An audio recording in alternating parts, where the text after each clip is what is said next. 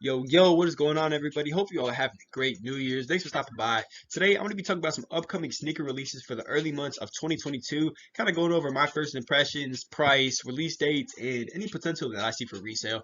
So recently, I started a website called sneakerleaker.com where I'm going to be doing what I'm doing here, going over notable sneaker releases, but I also have some personal stuff posted for very fair prices. So even if you have absolutely no intentions of shopping, just stopping by the website helps me out a ton. So with all that being said, let's get into our first pair of shoes.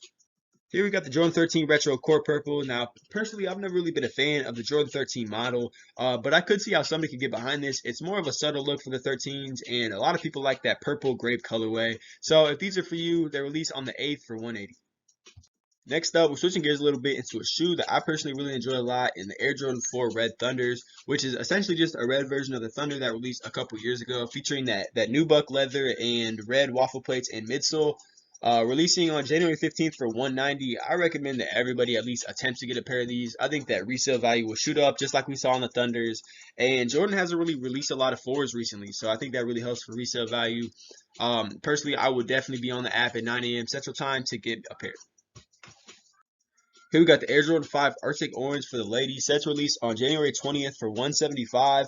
I personally am not a huge fan of these shoes. I do have the alternate 90s, which are like the black version of these that I really like, but I just don't see the orange in these. They're more of a peachy color, and I just personally would not have any interest in these shoes whatsoever. Next, we got the Air Jordan 1 High Iron Ore set to release on February 4th for 170.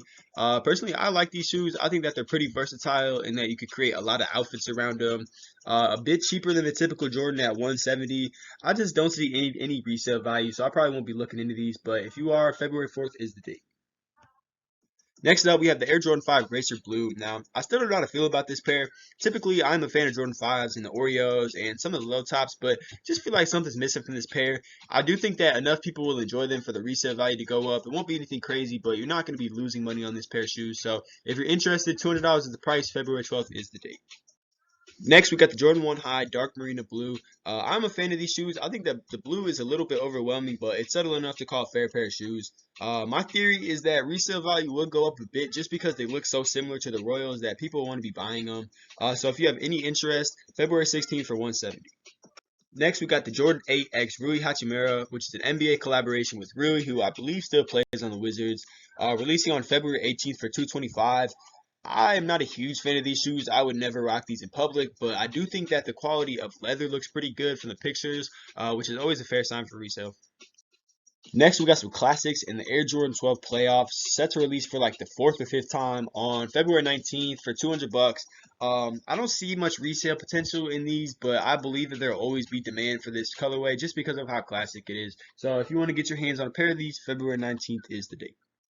Next, we got the Jordan 3 Cardinal set to release for the first time on February 24th for 200 bucks. Now, I have very mixed feelings about these shoes. I love the Air Jordan 3s, and I think the picture on the right looks great. The white looks good, the accent red, everything looks on point. But the left picture, you see the yellow Jumpman, and I don't know, it just throws me off. It makes me think of McDonald's or something, and I really don't like that color. I think they could have done so much better with this shoe. So I probably won't be looking to get these, but if you are, February 24th.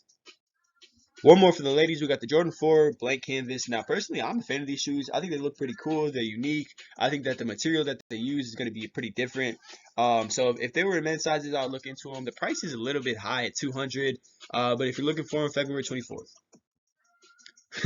Next up, we got the Jordan 1 Brotherhoods. Now, I don't know what they were doing with this shoe. It kind of looks like LSU colors, but I think that these completely fail. Let me know in the comments if you think otherwise, but I'm not a fan of these. I don't think there's resale potential.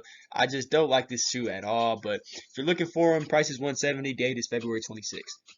Next, we got our first pair of Yeezys in the 350 Compact Slate Reds, and I don't think they're a good one. Man, I'm not a fan of this compact colorway.